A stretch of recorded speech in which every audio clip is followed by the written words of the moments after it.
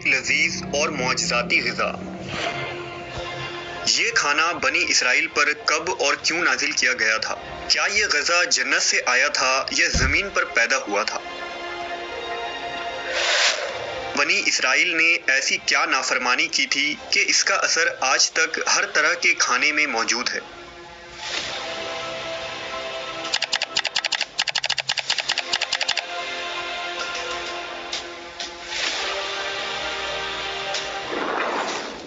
جب اللہ نے قوم بنی اسرائیل کو مصر سے نکالا اور انہیں فرعون سے نجات دے دی تو بنی اسرائیل نے حضرت موسیٰ علیہ السلام کی رہنمائی میں بحر احمر کو پار کیا اور فرعون اپنے لشکر سمیت سمندر میں غرق ہو گیا۔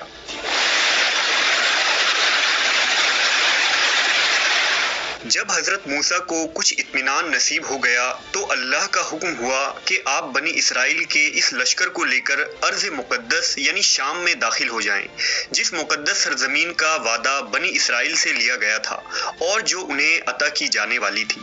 لیکن اس وقت ارض مقدس پر قوم عمالقہ کا قبضہ تھا، جو بدترین کفار تھے اور بہت طاقتور جنگجو اور نہایت ہی ظالم لوگ تھے۔ حضرت موسیٰ علیہ السلام بنی اسرائیل کو ہمراہ لے کر عمالقہ سے جنگ کے لیے روانہ ہوئے، جن کی تعداد 6 لاکھ تھی۔ لیکن جب یہ لوگ ارض مقدس کے قریب پہنچے تو ان کے دل میں خوف طاری ہو گئی اور بزدلی پیدا ہوئی۔ انہوں نے حضرت موسیٰ سے کہا، اس شہر میں جبارین ہیں جو بہت زور آور اور زبردست ہیں، لہٰذا جب تک یہ لوگ اس شہر میں رہیں گے ہم ہرگز وہاں داخل نہ ہوں گے۔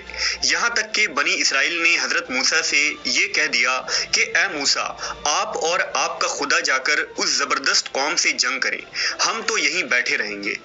ان کے اس رویے سے حضرت موسیٰ کو بہت صدمہ ہوا، لہٰذا اللہ نے انہیں یہ سزا دی کہ جس وادی میں انہوں نے پڑاؤ ڈالا تھا وہاں 40 سالوں تک وہ بھٹکتے رہے مگر اس میدان سے باہر نہ نکل سکے۔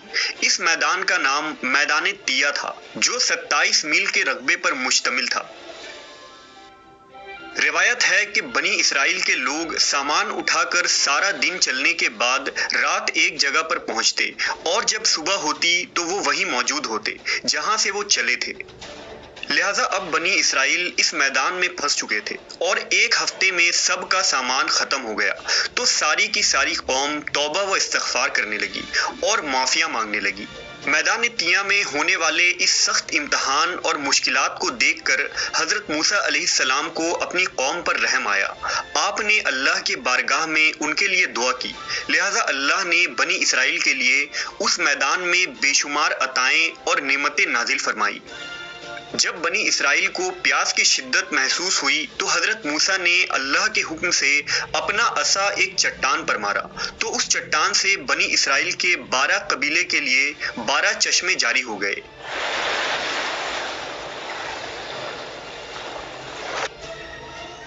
چونکہ یہ وادی وسیع میدان پر پھیلا تھا، وہاں سر چھپانے کے لیے کوئی جگہ نہ تھی اور دن کے وقت سورج کی دھوپ اور تپش سے بنی اسرائیل بدحال ہو جاتے تھے، لہٰذا دھوپ سے بچاؤ کے لیے ایک بہت بڑا سفید بادل سارا دن بنی اسرائیل کے لوگوں کے لیے سایہ کرتا تھا۔ اس کے علاوہ رات میں میدان کے بیچوں بیچ ایک چمکدار ستون اترتا تھا جس کی روشنی میں وہ لوگ کام کاج کرتے۔ اس کے علاوہ بھی اللہ نے ان پر بہت سی عنایتیں کی تھی۔ انہی عنایتوں اور نعمتوں میں ایک نعمت من و سلوہ تھا۔ دراصل اللہ نے ان لوگوں کے کھانے کے لیے آسمان سے 2 قسم کے غذا اتارے تھے، ایک کا نام من اور دوسرا کا نام سلوہ تھا۔ من شہد جیسی میٹھی غذا تھی۔ انجیل کے کتاب خروج میں لکھا ہے کہ جب وہ شبنم سوکھ گئی تو انہوں نے دیکھا کہ میدان میں چھوٹی چھوٹی گول چیز پڑی ہے جیسا کہ پالے کے دانے ہوتے ہیں۔ بنی اسرائیل اسے دیکھ کر کہنے لگے، من یعنی یہ کیا ہے؟ تب موسیٰ نے ان سے کہا کہ یہ وہی غذا ہے جو خداوند خدا نے تمہیں کھانے کو دی ہے، اور اس نے تجھ کو پہلے آزمائش میں ڈالا اور تجھے بھوکا رکھا، پھر وہ من جسے تو اور تیرے باپ دادا بھی نہ جانتے تھے تجھے کھلایا، تاکہ تجھ کو سکھائے کہ انسان صرف روٹی پر ہی زندہ نہیں رہتا۔ من دراصل ایک شبنمی گوند تھا جس کا ذائقہ شہد جیسا تھا۔ یہ گوند وہاں کے پیڑ پودوں کے پتوں پر جمع ہو جاتا تھا اور بنی اسرائیل روز اسے صبح سویرے جمع کر کے کھا لیتے۔ جو ہر شخص کے لیے تقریباً 4 کلو اترتی تھی۔ جو شخص اس وقت سویا رہتا تھا وہ اس دن کے خوراک سے محروم رہتا تھا۔ اور سلوا ایک قسم کا پرندہ تھا جسے بٹیر کہتے ہیں۔ جب شام کے وقت جنوب کی طرف سے ہوائیں چلتی تو ان پرندوں کے ہجوم بنی اسرائیل کے خیموں کے قریب آ کر بیٹھ جاتے، لہذا وہ لوگ انہیں بآسانی پکڑ لیتے اور بھون کر کھایا کرتے۔ من و سلوا ایسا کھانا تھا جو انتہائی آسانی سے ہضم ہو جاتا تھا، رنگ، خوشبو اور ذائقے میں بے مثال تھا۔